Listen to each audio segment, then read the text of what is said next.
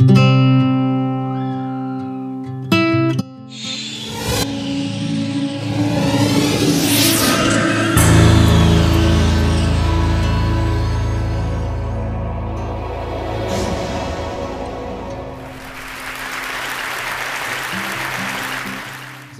represents the what, the where, and the how of what is caught.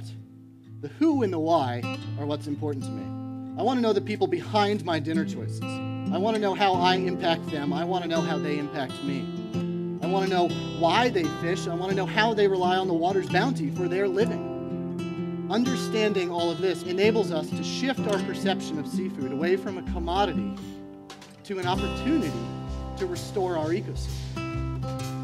It allows for us to celebrate the seafood that we're also so fortunate to eat. So what do we call this? I think we call it restorative seafood.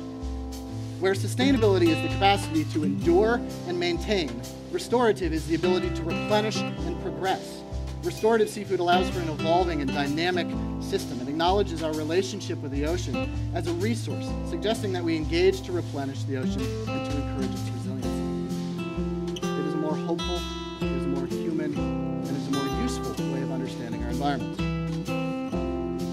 Wallet guides, a standard issue by lots of the marine conservation world, are very handy. They're a wonderful tool. Green, yellow, and red list seafood species. The association is very easy. Buy green, don't buy red, think twice about yellow. But in my mind, it's really not enough to just eat green list. We can't sustain this without the measure of our success really being changing the fate of the species in the yellow and the red. But what if we eat only in the green list? You've got pole-caught yellowfin tuna here. Comes from sustainable stocks, pole-caught, no bycatch. It's great for fishermen, lots of money, supporting local economies. But it's a lion of the sea, it's a top predator.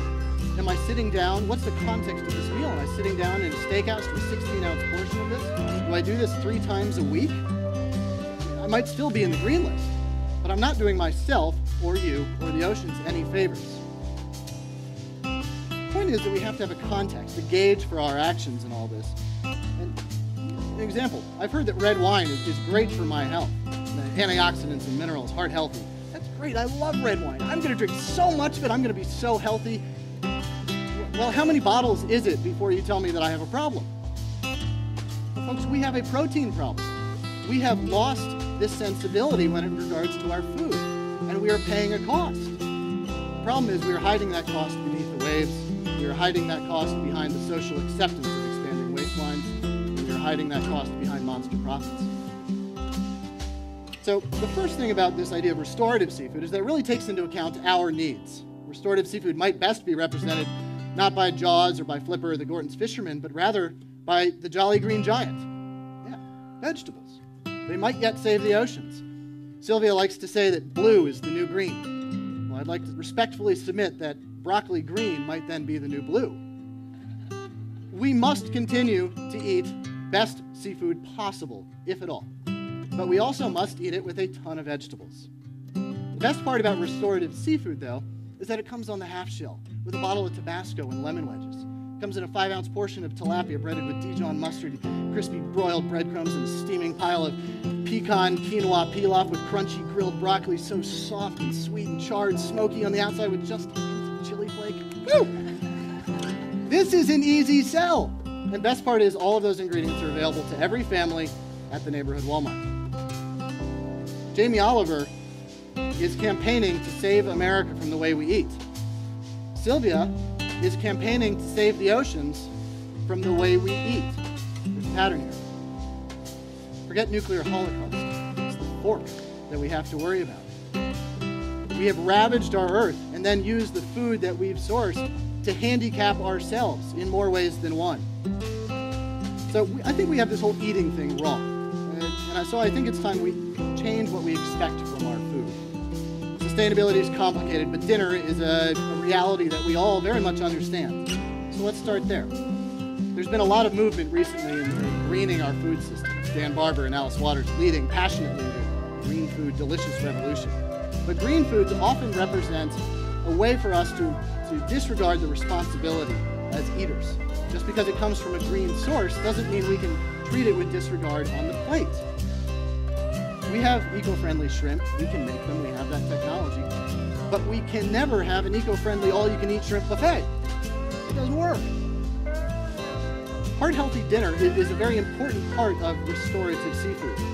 While we try and manage declining marine populations, the media is recommending increased consumption of seafood. Studies say that tens of thousands of American grandmothers, grandfathers, mothers, and fathers might be around for another birthday if we included more seafood.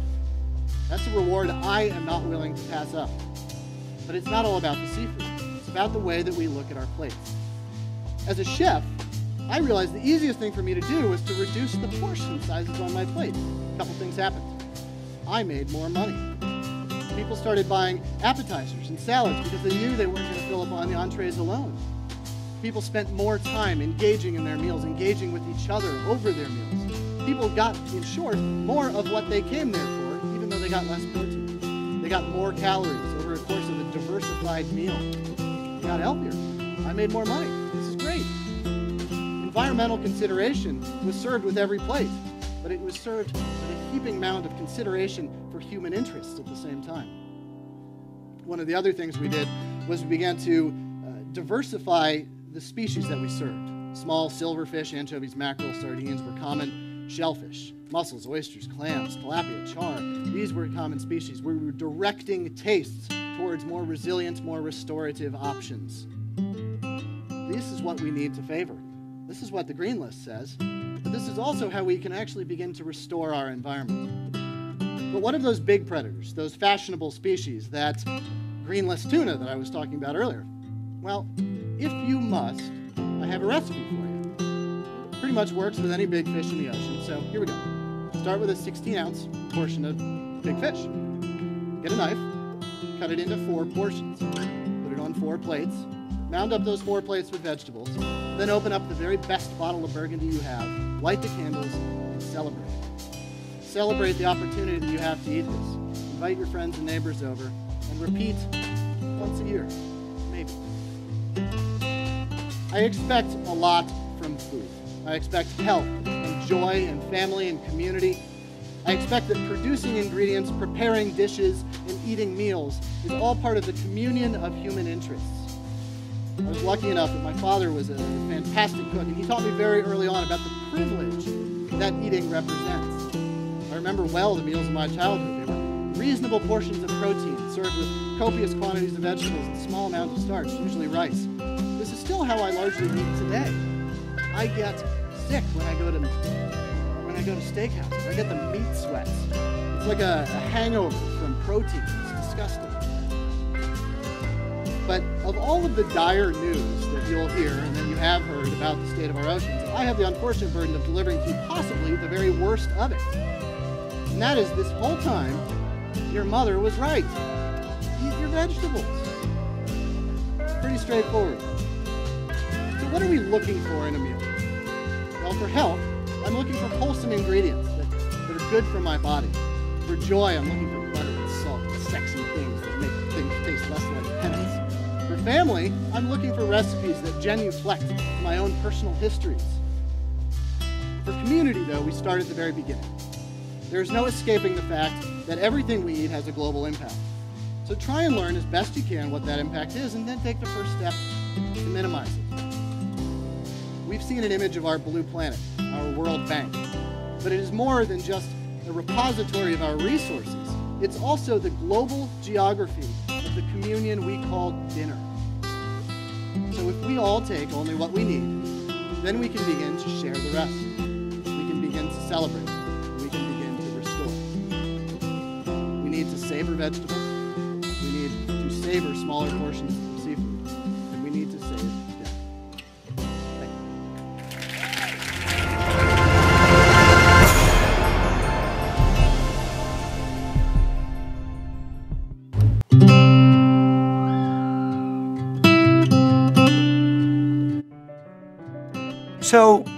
So food equals energy, right?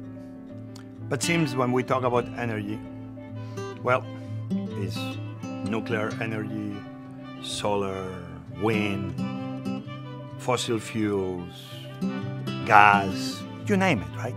And seems that everybody is only interested in those sources of energy.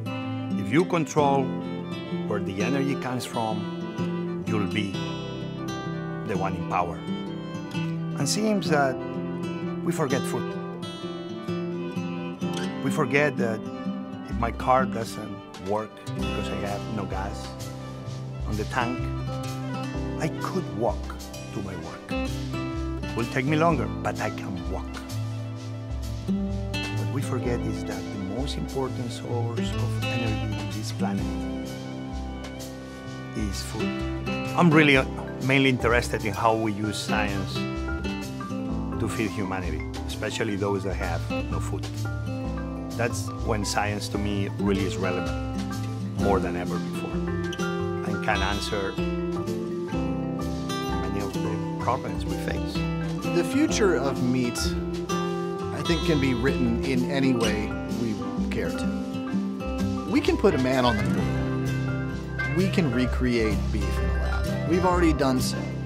And I think so much of the cult of meat consumption in this country is already so divorced from the source of that product to begin with.